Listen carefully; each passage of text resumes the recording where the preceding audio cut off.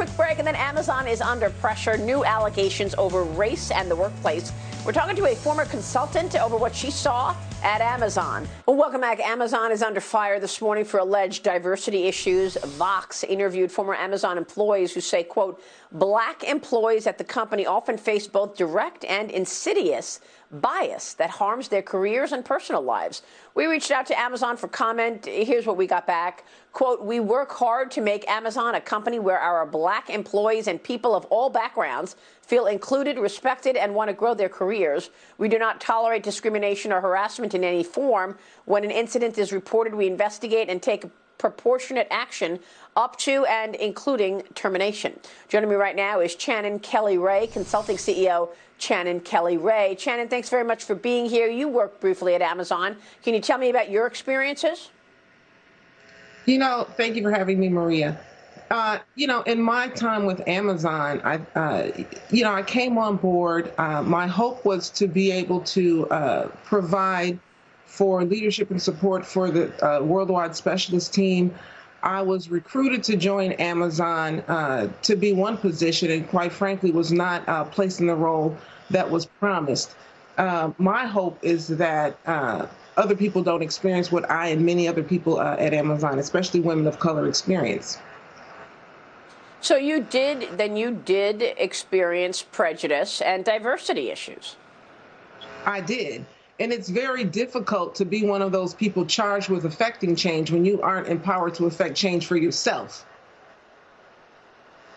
Well, I could understand that. Yeah, and your current work involves helping a lot of companies, a variety of companies, with diversity programs. What do you think? Tell us what the best practices are that you suggest, and what are some of the practices you'd like to see instituted at Amazon? Some of the things that I think Amazon needs to institute is the use of data. Both qualitative and quantitative data. Amazon is not adequately socializing data. They are not setting goals as they should. And quite frankly, they're not holding leaders responsible.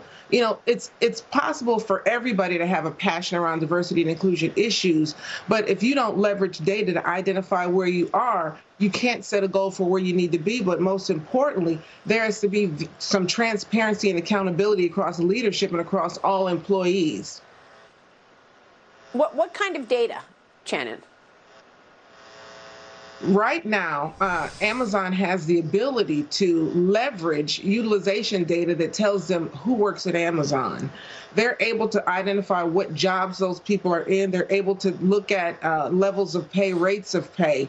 They're able to identify whether or not employees are happy or satisfied, and to really set output goals or to look down the road at where they're trying to be and then build actionable strategy to do that. Right now, currently, Amazon has it as a practice to host trainings and do events. But people have been doing diversity and inclusion trainings for more than 50 years, and the data still is what it is in technology. Now, it's always important to do training and events because you want to be able to engage employees and give them opportunities to learn and grow and develop. And there always is going to be a place for that. But I think that what's more important is to build tangible, actionable strategies to be able to move the needle in areas even outside of human resources. People are going to have to be held accountable, but verbalizing a commitment is important, and Amazon has done that. But it's also going to be important for Amazon to adequately resource their programs and strategies. Yeah, you've got some great ideas, Chanin. Let me bring in Heather. Go ahead, Heather.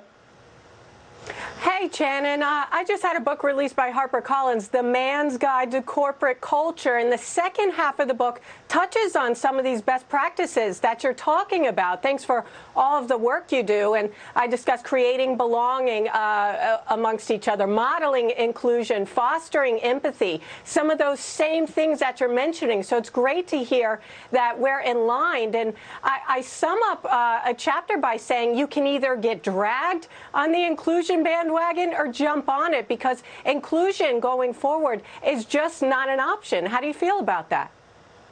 That's true. Employees want to feel trusted, valued, and respected. That's why they stay in an organization. People don't leave not just a bad organization, but specifically they leave bad leaders. businesses want to make sure that they're branded and they're an employer of choice. You want to be able to get employees and keep employees. You want to understand the diverse needs and perspectives of the communities where you want to have an impact. You want to be able to provide research and development opportunities. But more importantly, today and in the future, people want to spend their time, their talent, and money with brands whose values align with their own. And so, people, it's like you say, people are going to go along and do this because there's a business imperative to do it. Or, sometimes you got to name and shame and bring people along. But, it disheartens me to hear people say that, there's unnamed employees or this is just a few people. And they talk about 1 million employees, but there aren't 1 million women. There aren't 1 million Black and brown people. And it's important that when you look at Amazon's global footprint and their influence, one of the reasons I joined Amazon was the fact that you have this large organization that really drives the space. Everybody's chasing Amazon. Everybody's trying to be Amazon. And if you're not going to model a best practice, don't say what you're not willing to do. Yeah, I think that you make some great points, and also the point about people leave leaders. It's about people, and it's about leadership. Chanin, it's good to have you this morning. Thanks very much. We'll keep spotlighting this issue. Chanin Kelly-Rae joining us this morning on diversity. Stay with us. We'll be